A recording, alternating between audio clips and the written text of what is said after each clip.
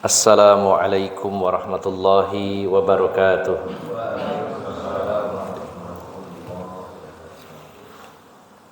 Alhamdulillahilladzi anzala as-sakinata fi qulubil mu'minin liyazdadu imanan ma'a imanihim wa ashhadu an la ilaha illallah wahdahu la syarikalah wa ashhadu anna Muhammadan abduhu wa rasuluhu la nabiyya ba'dah. Allahumma salli wa sallim wa barik ala nabiyyina Muhammadin wa ala alihi wa sahbihi ajma'in. Ya ayyuhalladzina amanu taqullaha haqqa tuqatih wa la tamutunna illa wa antum muslimun, amma ba'd. Para alim ulama, para ustadz, para sesepuh yang senantiasa saya hormati dan saya muliakan, bapak-bapak dan ibu-ibu jamaah Masjid Al-Hidayah yang dirahmati Allah Subhanahu wa ta'ala, marilah kita senantiasa memanjatkan rasa syukur kehadirat Allah Subhanahu wa ta'ala.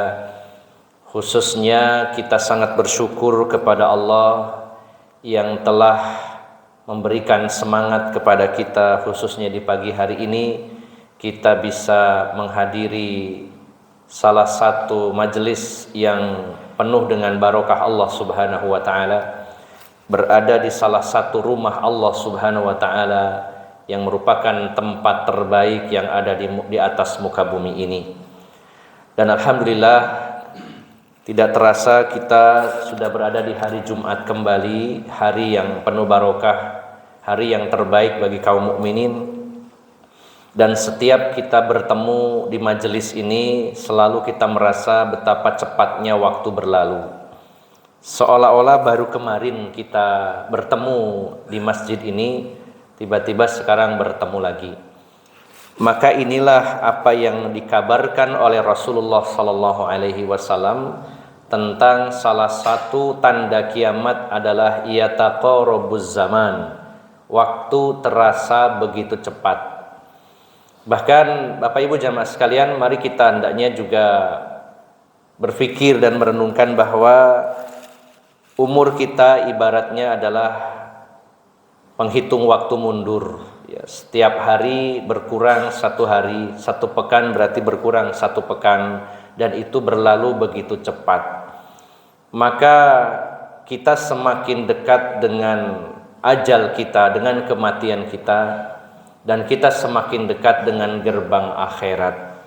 Saya mengajak kepada diri saya sendiri tentunya dan khususnya, dan juga mengajak Bapak Ibu jamaah sekalian, mari kita benar-benar lebih serius mempersiapkan diri menghadapi kehidupan yang sebenarnya, menghadapi pertanggungjawaban di hadapan Allah Subhanahu wa ta'ala.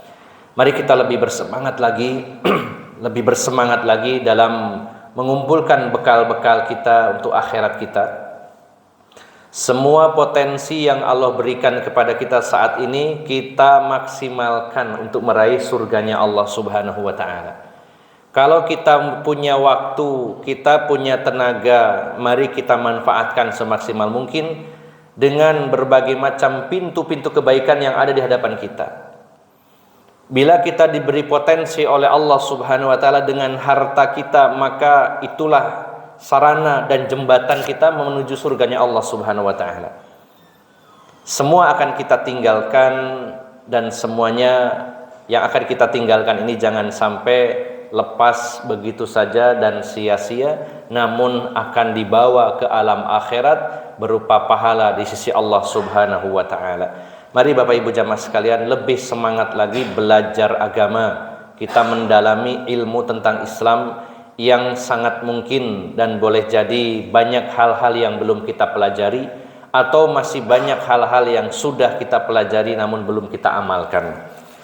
Karena Bapak Ibu jamaah sekalian, salah satu hal yang sebenarnya setiap orang harusnya idealnya bisa melakukannya, yaitu thalabul ilmi, belajar agama. Kalau belajar dunia, bahkan tidak semua orang bisa mendapatkannya. Berapa banyak orang yang mungkin inginnya kuliah S1 atau S2 atau S3, tapi banyak yang tidak bisa. Bahkan juga di antara manusia ada yang tidak bisa melanjutkan sekolahnya sampai ke SMA atau bahkan hanya lulusan SD. Kalau dunia yang formal, ilmu dunia yang formal, banyak orang yang tidak mampu melakukannya. Tapi sebenarnya ilmu agama, dan inilah ilmu yang diperintahkan oleh Allah dan Rasulnya untuk dicari. Setiap ada perintah dalam Al-Quran maupun dalam hadis tentang ilmu, yang dimaksud adalah ilmu agama.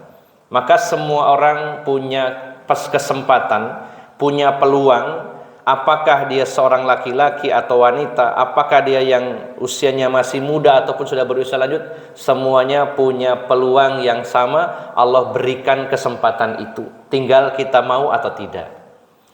Dan Bapak Ibu jamaah sekalian, jangan pernah kita merasa cukup bahwa saya sudah usia 50, 55, 60, sudah cukup saya menjalani hidup ini, ilmu saya sudah mumpuni. Maka semakin kita membuka kitab-kitab para ulama, semakin kita dekat dengan orang-orang alim, maka semakin sadar bahwa kita ini masih sangat kurang ilmu, terutama saya pribadi. Setiap membaca buku, membaca kitab, menemukan hal-hal baru, ternyata saya masih sangat bodoh, saya sangat sedikit sekali ilmu. Maka mari kita semangati diri kita masing-masing, saudara-saudara kita semangati untuk terus mempelajari agama ini, memperdalamnya dan berupaya untuk mengamalkannya. Bapak Ibu jamaah sekalian, kita berharap di akhirat nanti kita mendapat derajat yang tinggi di sisi Allah Subhanahu wa taala, dan itu akan diraih dengan ilmu yang Allah berikan pada saat ini. Allah berfirman, yarfa'illahu alladhina amanu minkum walladhina utul ilma darajat.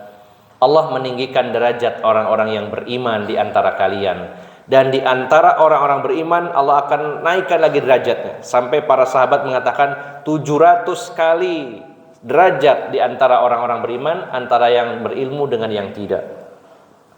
Dan Allah pasti tidak akan menyia-nyiakan orang yang berilmu dengan yang tidak, pasti perbedaannya signifikan.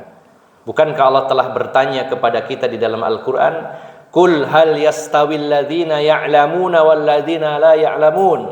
Katakan Muhammad, tanyakan kepada mereka, apakah sama orang-orang yang berilmu dengan yang tidak? Allah bertanya, apakah sama orang-orang yang berilmu dengan yang tidak? Dan Allah membandingkannya, apakah sama orang yang bisa melihat dengan orang yang buta? Maka jawabannya jelas tidak sama. Maka tinggal kita pilih posisi kita, menjadi orang yang berilmu atau menjadi orang yang jahil, yang tidak tahu dalam urusan agama ini. Selagi masih ada umur dan kesempatan, mari kita semangat memperdalam agama Allah Subhanahu wa taala. Masih banyak kitab-kitab tafsir, kitab-kitab hadis, kemudian kitab-kitab yang lainnya yang perlu kita pelajari dan kita kaji dan kita bahas, dan mudah-mudahan saat kita mendalaminya dan membahasnya dan mengamalkannya, di saat itulah ajal mendatangi kita semuanya. Bapak Ibu jamaah sekalian, kita lanjutkan bagian kedua dari adab-adab mencari ilmu agama. Pada dasarnya adab-adab dan akhlak ini harus menyeluruh. Kita jadikan target akhlak baik kita semuanya. Yang paling utama sudah kita bahas adalah akhlak kita kepada Allah Subhanahu wa taala. Dan ini adalah yang paling utama, dan yang paling utama dari akhlak kita kepada Allah adalah dengan mentauhidkan Allah Subhanahu wa taala, tidak menduakan dan menyekutukan Allah Subhanahu wa taala. Kemudian Bapak Ibu jamaah sekalian, saya persingkat karena ada beberapa poin yang sebenarnya sudah kita bahas pada kesempatan-kesempatan yang lain. Di antaranya adab terhadap Rasulullah, kemudian adab kepada orang tua, kemudian kepada tetangga, kepada kerabat, kepada teman dan lain-lainnya. Yang saya ingin fokuskan terutama adalah adab yang berkaitan langsung dengan tolabul ilmi, dengan belajar agama. Itu ada 2 poin. Yang pertama, adab ketika berada di majelis ilmu, terutama di dalam masjid. Dan yang kedua adalah adab kepada para ulama. Yang pertama, adab di dalam masjid. Yang pertama, yang paling utama, mari kita berusaha bersungguh-sungguh datang ke masjid, baik sholat 5 waktu ataupun sholat Jumat, dan kita berebut untuk berada di shaf yang pertama. Bapak Ibu jamaah sekalian yang dimuliakan Allah Subhanahu wa taala, di antara para ulama yang disebutkan di dalam sirah atau biografi para ulama, banyak sekali di antara mereka kita dapati bagaimana semangatnya untuk hadir di majelis ilmu dan hadir di masjid-masjid Allah Subhanahu wa taala. Ada seorang ulama yang sangat terkenal, yaitu Imam Al-A'mash. Beliau seorang ulama besar dan beliau juga ditakdirkan oleh Allah Subhanahu wa taala di usia selanjutnya beliau seorang yang buta. Beliau berusia 70 tahun dan beliau tidak pernah tertinggal takbiratul ihram bersama imam. Kemudian kita juga mengenal seorang tabi'in, yaitu Sa'id ibnul Musayyib. Beliau dijelaskan oleh Imam Ibnu Hibban bahwa Imam Sa'id bin al-Musayyib beliau adalah orang yang sangat semangat ke masjid, dan tidaklah diserukan azan selama 40 tahun untuk melakukan sholat, melainkan beliau sudah berada di masjid. Ini yang rupanya kita kadang-kadang masih lemah dan masih meremehkan ya. Contoh dari para ulama, sampai ada yang 40 tahun tidak pernah satu kali pun absen, selalu ketika azan berkumandang sudah ada di masjid. Ini yang paling utama, terutama termasuk bertakbiratul ihram bersama imam. Ini dilakukan oleh para pendahulu kita. Dan memang anjuran dari Nabi SAW, terutama bagi para bapak, berebut pada shaf yang pertama. Sampai Rasulullah mengatakan, seandainya manusia tahu pahala dan keutamaan ada di shaf pertama, maka mereka akan rebutan, harus antrian, harus dapat nomor antri. Seandainya mereka itu paham betul bahwa pahalanya begitu besar bagi shaf yang pertama, maka mereka akan berebut untuk menempati shaf pertama. Maka Bapak Ibu jamaah sekalian, ini salah satu adab di dalam masjid, kita berupaya untuk yang terdepan, terutama ketika sholat 5 waktu. Kemudian Bapak Ibu jamaah sekalian, tentunya kita dianjurkan untuk memelihara kebersihan, kesucian, kehormatan masjid. Diusahakan yang paling sering kita temui adalah ketika masjid itu menyediakan air minum, terutama ini hal yang sederhana. Berapa banyak kemasan air minum yang ditinggal begitu saja ya. Bahkan sebagiannya masih ada airnya. Nah, ini sebuah hal yang sederhana tapi termasuk adab Islamiyah di dalam masjid ya. Kita minum baru separuh ditinggal, kemudian merasa bahwa nanti ada marbot, nanti ada petugas yang membersihkan. Mari kita awali kedisiplinan dari diri kita masing-masing untuk membersihkan, mensucikan rumah Allah Subhanahu wa taala. Bukankah kita juga akan sungkan ketika bertamu ke rumah orang lalu kita sembarangan membuang sampah? Tapi mengapa kita kadang-kadang tidak malu dengan Allah Subhanahu wa taala, yang mana masjid ini adalah rumah-rumah Allah yang ada di muka bumi ini. Maka adab berada di dalam masjid adalah yang kedua, menjaga kebersihan, kesucian dan kehormatan masjid. Bila ada, dianjurkan memang untuk memberikan wangi-wangian, mungkin di sajadahnya, kalau ada karpet di karpetnya, dan juga tempat-tempat yang biasa digunakan oleh kaum muslimin. Kemudian Bapak Ibu jamaah sekalian, di antara adab yang ada di dalam masjid adalah tidak mengeraskan suara ya, terutama ketika ada orang sedang mengaji atau sedang sholat. Bahkan seandainya suara keras itu berupa zikir ataupun bacaan Al-Quran, maka dilarang. Ketika ada orang sholat, maka jangan sampai kita mengganggu kehusyuan orang yang sholat, walaupun itu dengan bacaan Al-Quran. Nah, rupanya hal ini kurang mendapat perhatian kaum muslimin. Ketika ada orang sholat sunnah, maka sebagiannya lagi ada yang berzikir atau pujian dan lainnya dengan suara yang keras. Maka ini sebenarnya dikatakan kurang beradab di dalam rumah Allah Subhanahu wa ta'ala. Karena sholat yang paling utama, bahkan bacaan Al-Quran yang mulia saja boleh dibaca tapi jangan dikeraskan ketika ada orang sedang sholat. Maka ini diantara adab ketika kita berada di dalam masjid. Lalu Bapak Ibu jamaah sekalian, kita masuk masjid, adab salah satunya adalah mendahulukan kaki kanan dan juga membaca doa ketika masuk masjid. Ada yang versi lengkapnya Bismillah wassalatu wassalamu ala Rasulillah Allahumma ftahli abwaba rahmatik, diantaranya itu ya. Kemudian Bapak Ibu jamaah sekalian yang dimuliakan Allah, di antara adab masuk masjid adalah masuk dalam keadaan tenang. Dalam hadis-hadis Nabi SAW, berjalan menuju masjid itu dianjurkan untuk tenang, bahkan tidak dibolehkan tergesa-gesa. Di zaman Nabi ada seorang sahabat, dia naik unta karena takut tertinggal sholat. Memang ada keutamaan ya untuk ada di shaf pertama, untuk sholat di awal waktu, untuk bertakbiratul ihram bersama imam.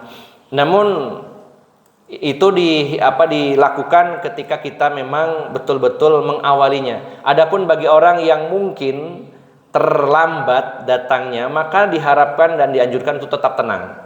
Ada seorang sahabat yang memacu untanya dengan kencang, dipukuli untanya supaya cepat nyampe. Mungkin kalau sekarang orang naik motor ya, dikebut gitu ya, atau yang jalan kaki setengah lari, maka ini sebenarnya seolah-olah kebaikan, namun ini ditegur oleh Rasulullah SAW. Rasulullah memerintahkan kalau berangkat ke masjid harus tenang. Kalau ketinggalan, apa yang didapati itulah bagian kamu. Kalau memang imamnya sudah tahiyat akhir, ya itu alhamdulillah masih bisa menemukan jamaah. Seandainya tertinggal sholat jamaah, kemudian imamnya sudah salam dengan jamaah lain, maka kita sudah dinilai berjamaah ketika kita datang ke masjid walaupun tertinggal. Bukan berarti selalu setting saya selalu terlambat. Ini bagi orang yang memang mungkin ada kesibukan, mungkin karena perjalanan, mungkin karena macet, maka tetap tenang perjalanan menuju masjid. Kadang-kadang begitu masjid kurang 100 meter, kemudian udah iqamat, Allah lari ya sampai sarungnya dicincing gitu ya. Yang ibu-ibu mukenanya diangkat, lari gitu ya. Nah, itu tidak dianjurkan. Jadi tetap tenang, santai dengan penuh kehusuan. Sesampainya di masjid kita dapati sedang apa, yaitu jatah kita. Kalau sedang ruku atau sedang tahiyat, ya sudah diikuti. Jangan kita memburu sesuatu yang justru seolah-olah baik tapi tidak baik. Jadi memang tidak bertentangan. Di ayat-ayat atau hadis-hadis yang lain kita dianjurkan memang untuk berada di awal, berada di shaf pertama. Tetapi itu maksudnya adalah kita mengawali datangnya. Namun jika memang terlambat, maka tetap berjalan dengan tenang, masuk ke dalam masjid juga tenang. Karena kadang-kadang sampai orang wudhu di masjid itu gembut sekali ya Pak. Karena gupuh sudah mau iqamat, gupuh sehingga wudhunya cepet-cepetan terus berlarian ya, semburat yang dari sisi sana dari sisi sini lari semua. Ini sesuatu yang nampaknya semangat, nampaknya kebaikan, tapi ditegur oleh Rasulullah SAW. Tenang saja.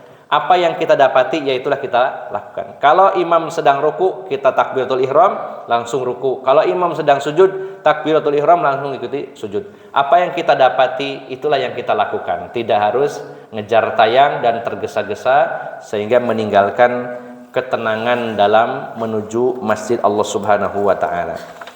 Kemudian Bapak Ibu jamaah sekalian, berikutnya adalah adab dalam menuntut ilmu kepada para ulama. Apakah itu seorang syekh atau seorang kiai atau yang lain-lainnya. Nah, ini rupanya adab seperti ini sudah jarang dilakukan oleh kaum muslimin ya.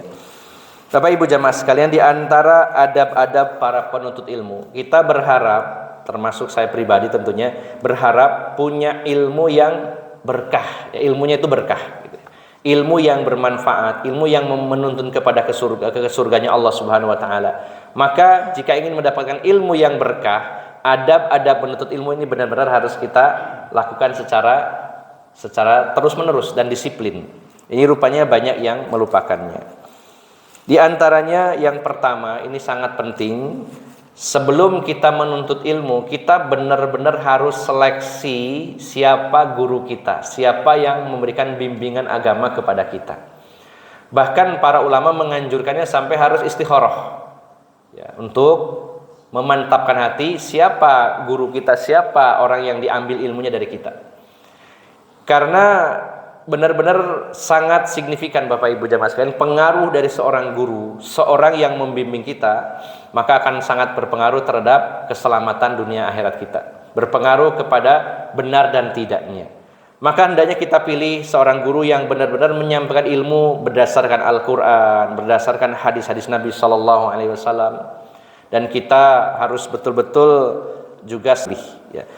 Karena ada pepatah mengatakan dalam bahasa Indonesia, jika guru kencing berdiri maka murid kencing berlari. Artinya guru ini sangat berperan penting dalam kehidupan kita, ya. Maka Bapak Ibu jamaah sekalian yang dimuliakan Allah, ketika kita banyak menyerap ilmu dari seorang guru yang tidak benar, kita akan terbawa tidak benar.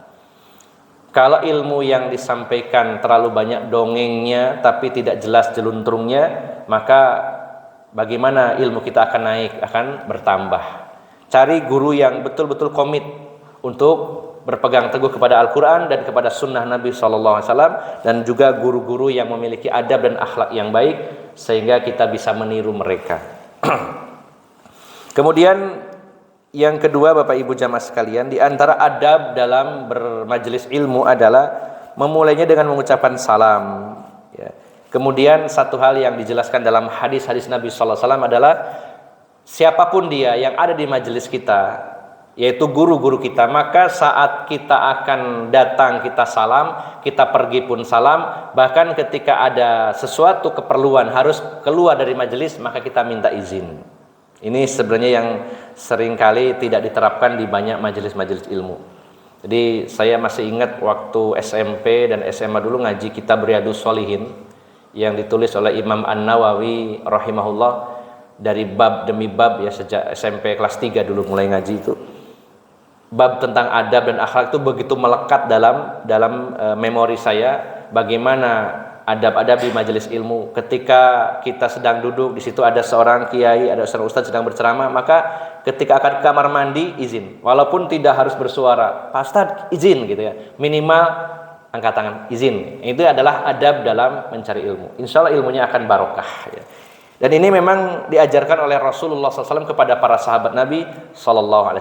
Membiasakan ketemu salam, berpisah salam, ketika ada keperluan sebentar keluar dan masuk lagi, maka mengucapkan atau meminta izin kepada yang berada di dalam majelis itu. Kemudian Bapak Ibu jamaah sekalian, di antara adab dalam majelis ilmu adalah mendekat kepada sang pengajar. Bagaimana malaikat Jibril mengajarkan kepada para sahabat ketika beliau mendatangi Rasulullah SAW dalam hadis riwayat Muslim, maka malaikat Jibril sampai menempelkan lututnya di lutut Rasulullah SAW, yaitu mendekat kepada orang yang menyampaikan ilmu. Ya, artinya semakin dekat semakin bagus, ya. Memang kita terpola dan terbiasa di masyarakat kita, kalau ada satu perkumpulan itu memang harus melingkar. Kenapa? Karena anu tumpenge gitu. Biasanya ada jajannya. Jadi itu mungkin karena settingan ada makanannya Pak, ya. Ada makanan, ada jajan, terus orangnya berkeliling ya. Padahal adabnya adalah kalau memang tidak mengganggu makanan tadi, ya, diatur dengan baik, maka mendekat kepada seorang ustadz atau yang mengajar ini yang terbaik. Semakin dekat semakin jelas. Minimal kalau dekat itu Pak, lebih fokus, ilmu yang disampaikan akan lebih jelas. Dan minimal lagi kalau di depan ustadz persis itu mau ngantuk jadi sungkan, ya Pak. Kalau di belakang, bukan berarti tidak boleh Pak, monggo ya. Yang ngantuk silakan di belakang, di balik tembok, saya juga tidak tahu. Alhamdulillah ya, ngantuk-ngantuk sudah datang. Itu lebih baik daripada yang melean tapi maksiat, ya. Datang ngantuk tidak masalah. Tapi maksud saya adalah ketika seseorang itu serius belajar, kemudian berada di sop-sop terdepan, maka lebih maksimal ilmu yang diserap, semakin jelas, dan juga minimal tidak terjadi salah paham, gitu ya. Kalau ngantuk nanti seperti sebuah anekdot, ya, ini cuma anekdot saja, si Kabayan, ya, ketika ngaji atau khutbah Jumat tertidur. Nah, begitu ngelilir, yang terdengar terakhir adalah kalimat dari sang ustadz, mohon apa yang saya sampaikan. Nah, pas melek kalimatnya didengar adalah yang baik diambil yang baiknya dan buang yang buruknya. Apa yang terjadi? Salah paham. Jadi nyari sandal yang baik, yang bagus diambil, yang punya dia jelek ditinggal. Ini salah paham. Ini contoh, ya. Ambil yang baiknya, tinggalkan yang jeleknya. Cuma itu yang dikutip, gitu. Salah paham. Nah, jadi Bapak Ibu jamaah sekalian, semakin depan, semakin dekat dengan kiai, dengan pengajar agama, maka semakin maksimal kebaikan yang akan kita dapatkan. Kemudian Bapak Ibu jamaah sekalian yang dimuliakan Allah Subhanahu wa taala, di antara adab dalam bermajelis ilmu adalah jangan malu untuk bertanya. Jangan malu untuk bertanya. Ada hadis Nabi yang menjelaskan bahwa kebinasaan dan kehancuran orang terdahulu itu karena banyak menyelisihi nabi-nabi mereka dan banyak bertanya. Memang ada hadisnya. Rasulullah menyatakan, inna ahlaka man kana qablakum kathratu masailihim wa ikhtilafuhum ala anbiya'ihim. Kehancuran umat-umat terdahulu itu karena banyak nanya dan juga menyelisihi para nabi mereka. Tapi yang dimaksud banyak bertanya ini bukan berarti bertanya yang dibenarkan. Ada pertanyaan-pertanyaan yang justru memang menyebabkan kehancuran. Sebagaimana pertanyaan, contohnya adalah pertanyaan yang memberatkan. Dulu Bani Israel ketika diperintah Nabi Musa, Allah perintahkan kalian menyembelih sapi. Mereka nanya, sapinya itu yang yang bagaimana? Oh, kata Nabi Musa, Allah perintahkan yang tidak tua, yang tidak muda, yang pertengahan. Lebih sulit lagi akhirnya. Terus warnanya apa Nabi Musa? Warnanya itu yang kuning, keemasan, dan kalau dipandang itu menyenangkan. Terus apalagi kriterianya? Kriterianya sapi ini tidak pernah dipakai untuk bekerja, nggak pernah dipakai untuk membajak sawah dan lain-lainnya. Nah, yang awalnya mudah, perintah Allah itu sembelilah sapi, sembarang sapi. Tapi karena bertanya, semakin memberatkan. Kemudian juga pertanyaan yang tidak ada manfaatnya. Rasulullah pernah marah ketika pingin nanya, waduh kalau banyak nanya nanti malah dibinasakan oleh Allah, sudah nggak usah nanya. Ini kesalahpahaman Bapak Ibu.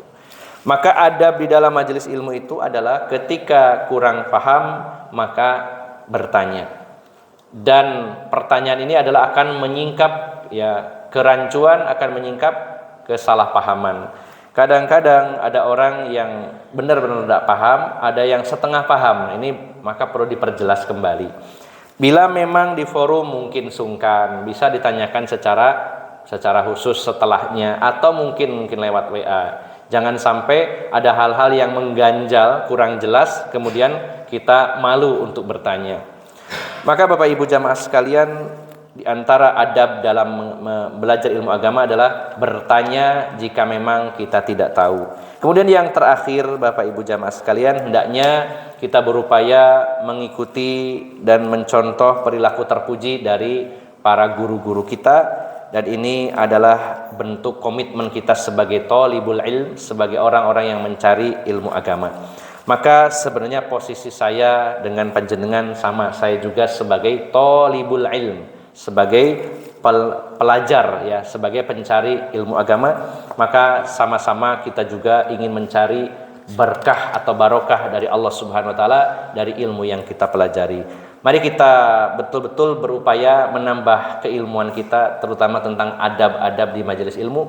Di mimbar ini hanya sebagian kecil dari adab-adab di dalam majelis ilmu. Saya simpulkan Bapak Ibu jamaah sekalian, yang pertama berkaitan dengan tempatnya, khususnya masjid, maka diantaranya adalah kita berusaha untuk datang lebih awal terutama apalagi yang dekat-dekat ini lebih mudah aksesnya Kemudian yang kedua adalah kita berusaha memelihara kebersihan, kesucian dan kehormatan masjid. Dan juga tidak mengeraskan suara, terutama jika ada orang yang sedang sholat atau berada dalam majelis ilmu.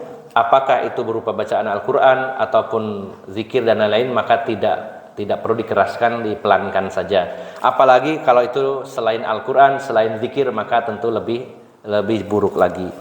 Kemudian Bapak Ibu jamaah sekalian, memasuki majelis, mengucapkan salam, begitu pula meninggalkannya. Dan jika izin untuk sementara waktu dan nantinya akan kembali, maka juga tetap ada izin kepada yang terutama yang diberi wewenang atau diberikan tempat untuk memimpin sebuah majelis. Adapun adab kepada guru-guru kita, di antaranya adalah yang pertama, hendaknya kita betul-betul selektif dalam memilih guru-guru yang benar-benar komitmen terhadap Al-Quran dan Sunnah Nabi Sallallahu Alaihi Wasallam. Kemudian Bapak Ibu jamaah sekalian, berikutnya adalah hendaknya kita benar-benar menghormati dan mengucapkan salam di dalam majelis, lalu juga senantiasa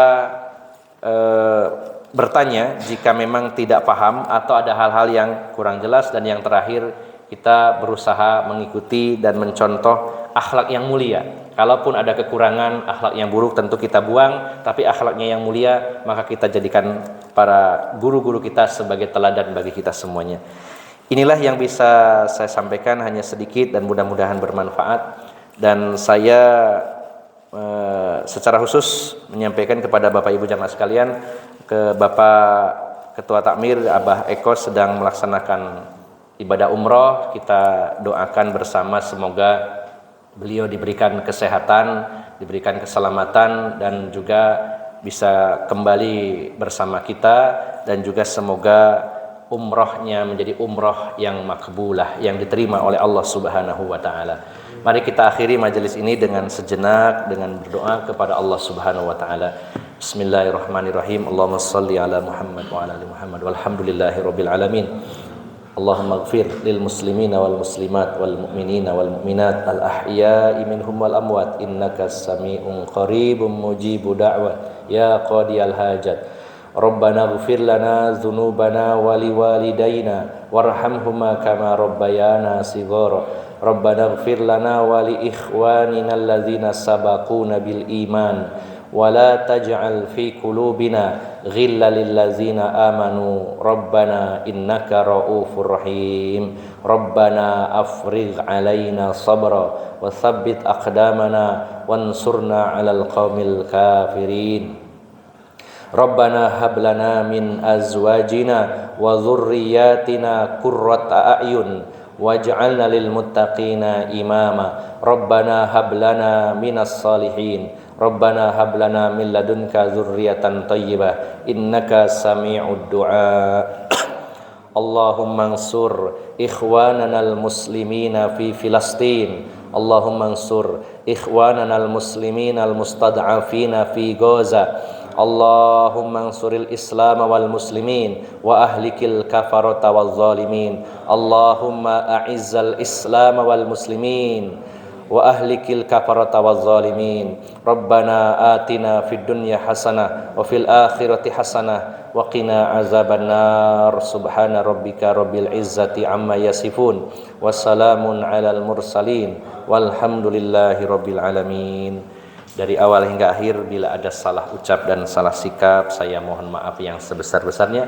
Kita tutup dengan doa kafaratul majelis. Subhanakallahumma wa bihamdika asyhadu an la ilaha illa anta astaghfiruka wa atubu ilaik. Wassalamualaikum warahmatullahi wabarakatuh.